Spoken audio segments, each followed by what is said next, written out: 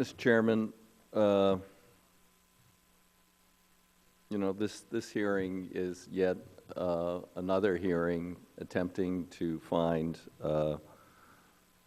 intentional disregard by the administration in areas where no evidence has been uncovered. In this case, there's no report at the hearing because there's nothing to report except a few things I'll talk about, which are outrageous. There isn't a single directive, a single secretarial policy, a single email that shows there was any improper behavior or supposed favoritism toward the wind industry or prejudice toward the fossil fuel industry in enforcement actions by this administration. It's yet another conspiracy that doesn't exist. And really, we're wasting a lot of valuable time and taxpayer resources with these investigations.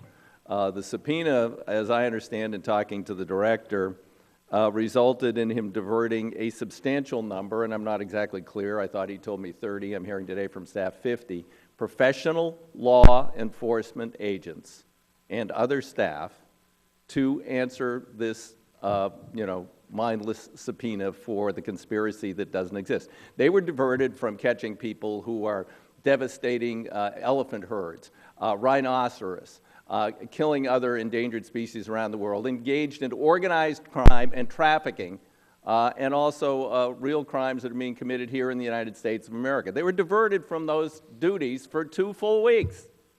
Why? Because we wanted to send, or you wanted to send a subpoena to uncover a conspiracy that doesn't exist.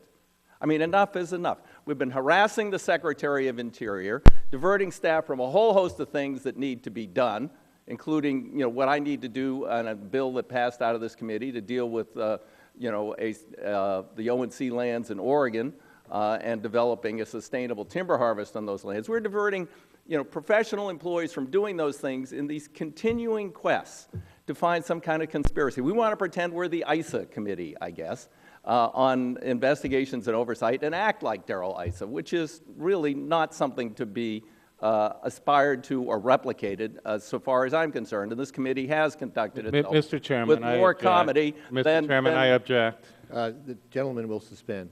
The gentleman, the ranking member, has a right to make his statement. Obviously, there are some things that I would disagree with in that, but the gentleman has every right to make his statement. He's recognized.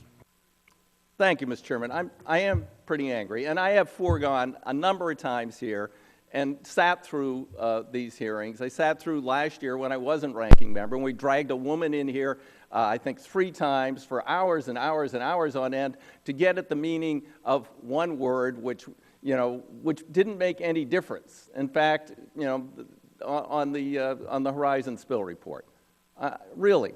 I mean, we are wasting millions and millions of dollars of taxpayer resources with these investigations. There are things to investigate. There are things that need to be legislated, but that certainly isn't what's going on here today. And I don't have anything more to say about this.